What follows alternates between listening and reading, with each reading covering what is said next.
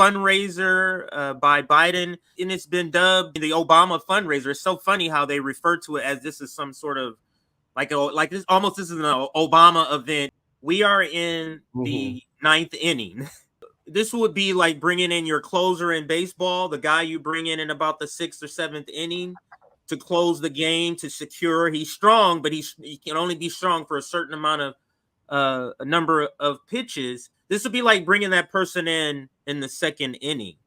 Things are not going well, but you have to have all hands on deck, including your wild card on the table for the rest of the cycle. And we're talking about what, 8 or 9 months, Anthony. But what is your overall sort of analysis, reaction to this event, and just what do you want to say in the beginning before we get started?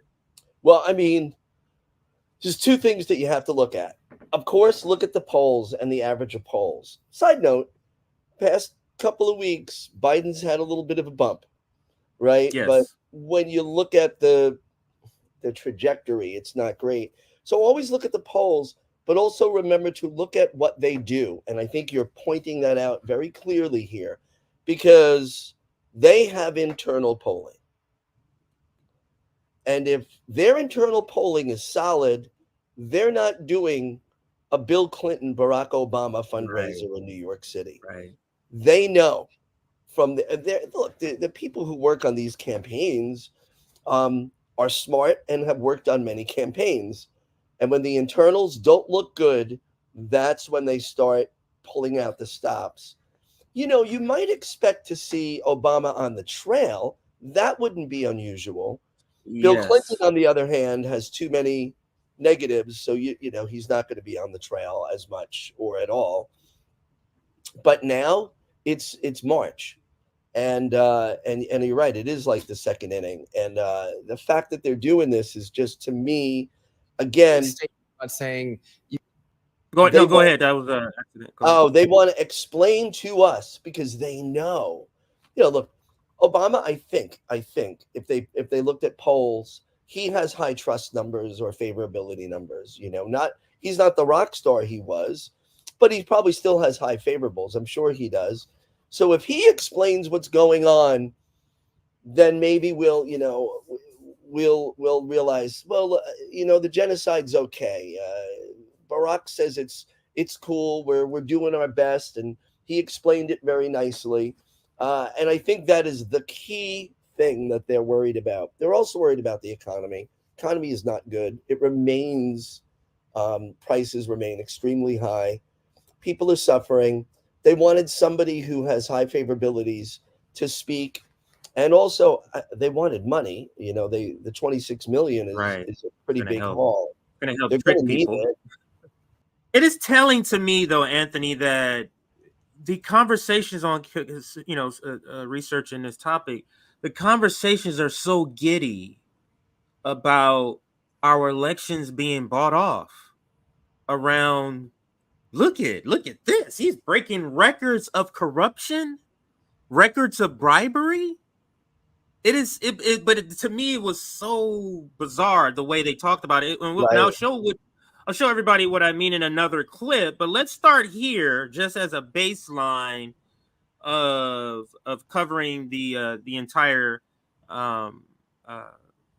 event. And what I have listed as what stood out for me for this clip is cable news thinks Barack Obama scolding pro-Palestinian protesters is a good thing, or is a good strategy to win them over. That's what I have written down for this segment. So that's why I want to make sure we get in it. Let's listen to this segment here. Oops, I'll put the volume back on. And $26 million at the event. Wow. 5,000 people attended. It was hosted by actor and comedian Mindy Kaling. Special guests Queen Latifah, Lizzo, Ben Platt all performed. The highlight of the fundraiser, though, a conversation between President Biden and former presidents Barack Obama and Bill Clinton. Discussion was moderated by late-night host Stephen Colbert. The presidents talk about a wide range of issues, including the war in Gaza and the need to protect our democracy. They also took some jabs at former president and presumptive Republican nominee Donald Trump. The event was met with pro-Palestinian protesters, some of whom interrupted that conversation among the presidents. A large group also marched outside of Radio City Music Hall, calling for an end to the war in Gaza. Let's bring in White House correspondent for Reuters, Jeff Absolutely. Mason. He was one of the few This reporters is inside Radio YouTube City. TV, so it's a different way to freeze it. Go ahead. Can you freeze it? Just back it up to the crowd. Oh, absolutely. That last couple of frames. It was a little closer up. Okay, I'm gonna let it play. Then it does it in 15-second increments. So this is not YouTube. It's a little bit different. Let me let it play. And then talk about a wide range of issues, including the war in Gaza and the need to protect our democracy. They also took some jabs at former president and presumptive Republican nominee Donald Trump. The event was met with pro-Palestinian, like right here or further back. Let it go just a second. Protesters, some of whom interrupted that conversation among the presidents. A large group also marched outside of Radio City Music Hall. Yeah, right there. Look at that crowd. Look at that crowd. First of all, it's massive. And it was on a moment's notice. You know, people didn't have weeks ahead of time. And it's raining. And what do I see in that crowd? I see people who look like Obama's base in 2008. Yes. Democrats have lost that base. You know, that demographic, those demographics, young people, Black and brown people, women. We are told all the time, if you don't vote for Biden, I mean, he's blatantly said it. You're not Black. He said that. But if we don't vote for Biden, that means we don't care about queer folk. It means we don't care about women's rights and girls. It means we don't care about Black and brown people. And for those that don't know, who may be sharing this, right here, that is one of the most intersectional crowds you'll ever see. And people are aware. So here's Obama telling people, just listen. See, he could do that in 2012. Yes, of course we had the internet in 2012. But it wasn't what it is today with the sharing of content. Because back then, still the biggest news source for people was either network news or cable news. It's no longer the case for most voters that they're trying to get. So you can say, just listen, and we can say, we are just as much of an expert as you are, Barack Obama, because we're looking at the videos of children having their limbs blown off on a daily basis. We're not getting intelligence briefings. We don't need to. We see what's going on. So really, for the arrogance, and I've always thought he was arrogant, but the arrogance of a president when there was a popular protest movement, a former president to sit there and tell folks, just listen, when a majority of Democrats want an immediate permanent ceasefire. A majority of Americans do. When a little more than half of Democrats believe Israel's credibly committing genocide. Biden 2020 voters, half of them believe it's a genocide. When your base is saying this and your response is just listen, no, you should be listening to us. And the distance that exists between folks, regular people like us, and their representatives continues to widen. That is an underlying issue, whether it's Gaza or food and rent prices or why they can't raise the minimum wage and all that stuff. Those things matter.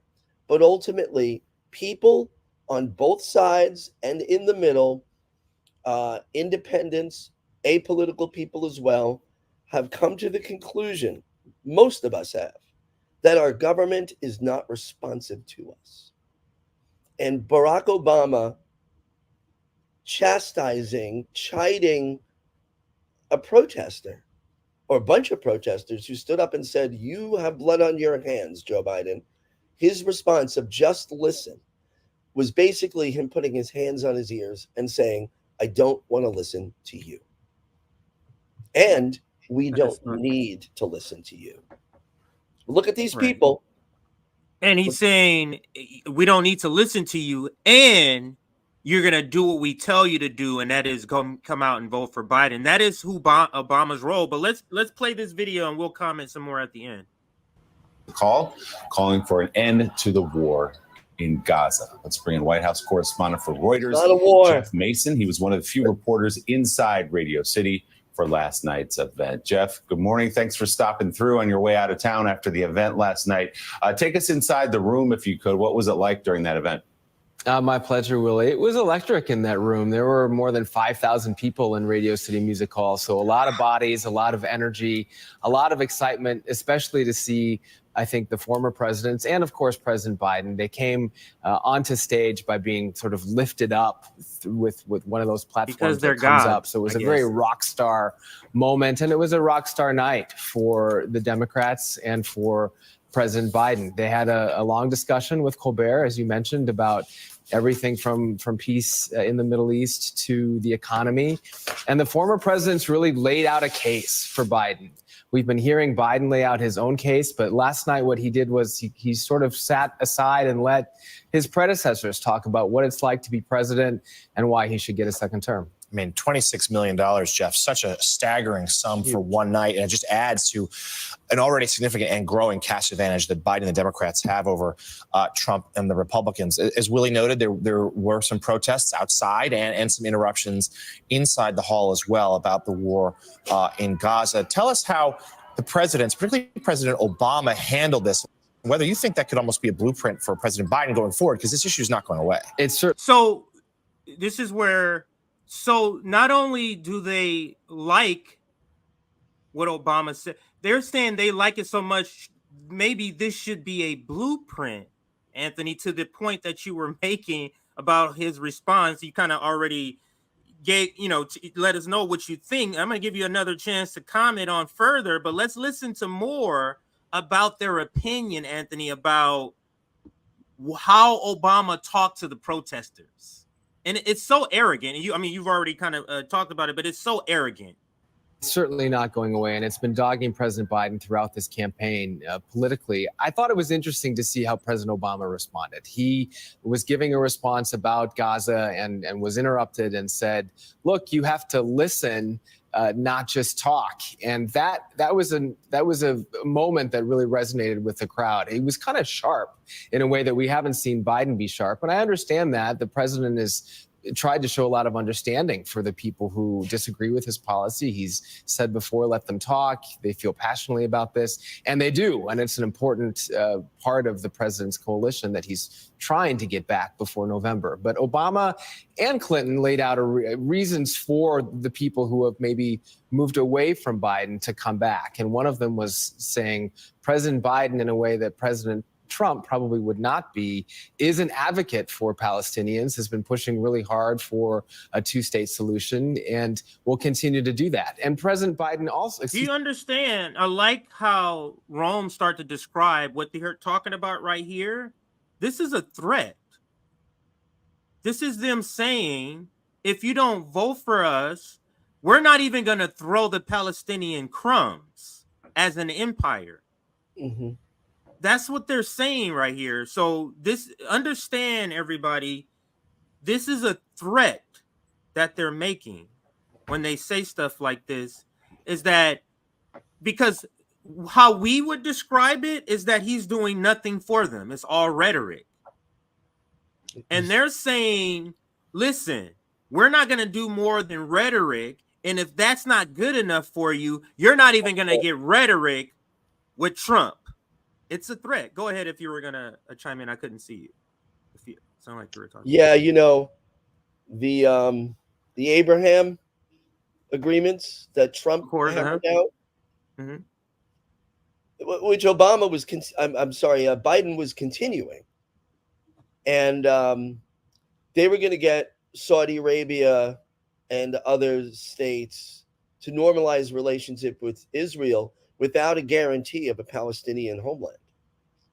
So when they say Biden has been fighting for a two-state solution, he's barely mentioned it his entire presidency. In fact, he only started really talking about it when the heat started getting turned up because of what Israel was doing in Gaza. I wish they could have a two-state solution. That ship sailed 20 years ago, right? It's impossible now, but it's just a blatant lie to say he's been fighting for it. He didn't give a shit about it. Neither did Obama, because all of them, if they really wanted a two-state solution, all they had to do is call up the prime minister of Israel. Obama could have done it. Biden could have done it. On day one, we will slow down to a complete stop all approvals for weapons shipments to Israel unless you sit down at the table and hammer out a solution. They could have done it. They don't want a two-state solution. So first of all, that's a lie. And Barack Obama, here's a guy who's used to being loved. He's used to the rock star life. You got to remember, the people that campaigned for him in 2008, that was 16 years ago. Yeah. Those people aren't young anymore. No. And you don't have it. And the current, I don't attribute it all to TikTok, but the current, this TikTok generation, they have no allegiance. I've heard students speak out at rallies and say things like, I voted for Hillary because I'm a Democrat and I wanted the first woman president, and I figured she's liberal, I'm liberal. I had no idea of her history with Libya, with Central America, on and on. And I would never vote for her now. If I knew then what I know now, I wouldn't do it. There's no allegiance. And these three men in the bubble don't get it. Well, Joe Biden has no idea what's going on, but Obama doesn't. And then, of course, we'll talk more about the. Yeah. So let's listen a little more. We're almost done with this. I just want to finish off with Joe Scarborough's opinion about what Obama said, because he gets real giddy about it. President Obama also made an interesting statement about saying there can't be a purity test. And he spoke about that from his perspective of having been in the White House.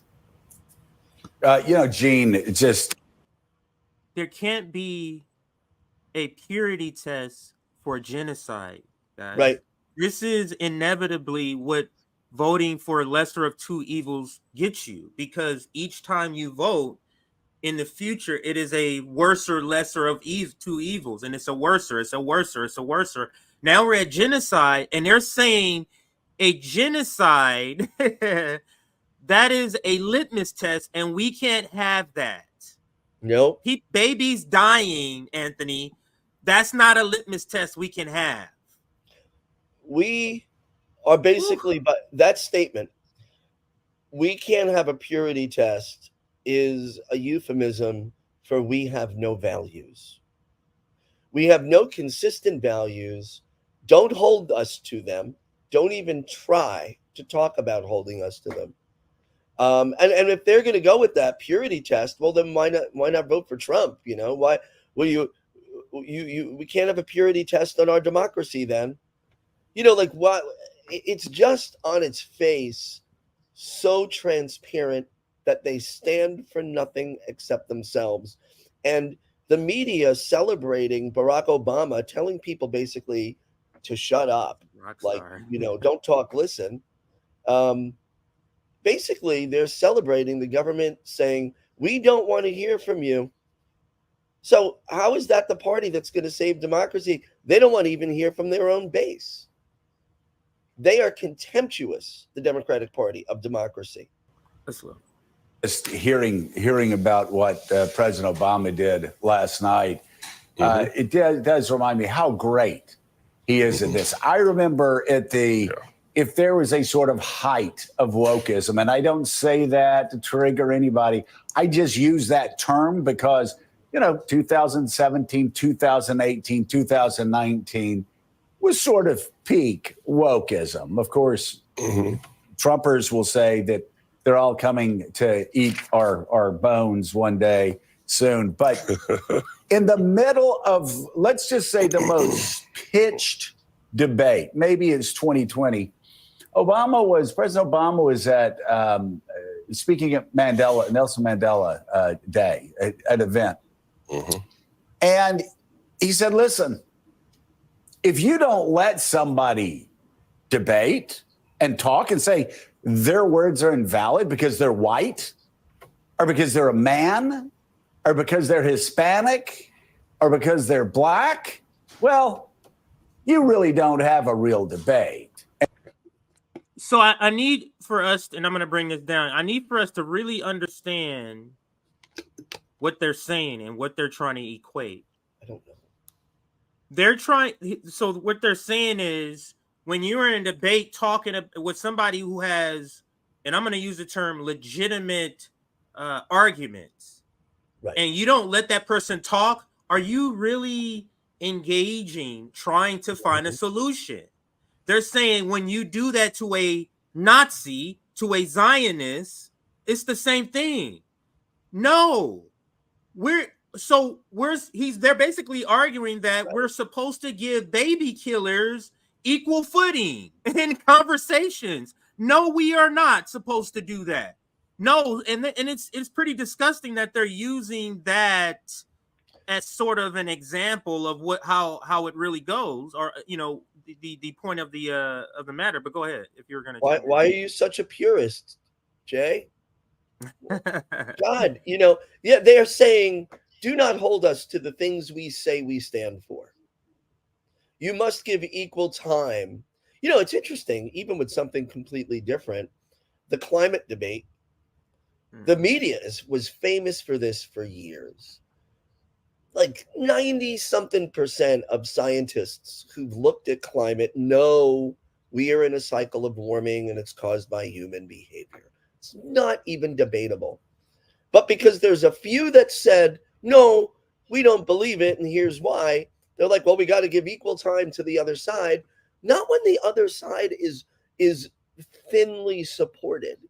You don't have to give equal time for everything. And notice, they never give equal time to things like, they don't say, well, we're going to talk about the economy, and to give equal time, we're going to have on a socialist. They never do that. They want to give equal time to people, to settler colonialism. That's what it's about. And the UN Special Rapporteur, Human Rights, Albanese, right, who the administration is called an anti-Semite. I mean, this woman's got an impeccable reputation, and she called it a genocide, but she referred to what's going on as settler colonialism. They never give the other side to the things they don't want you to hear. They only want to give the other side, quote unquote, when they want to look balanced, as if there should ever be a debate. Would you have a debate on the Holocaust? No. There's nothing about it that was okay. Talking to the Nazi Holocaust. I mean, would you have a debate on slavery today? No. So why are we having a debate on whether it's okay to ethnically cleanse an entire people, which is exactly what's happening?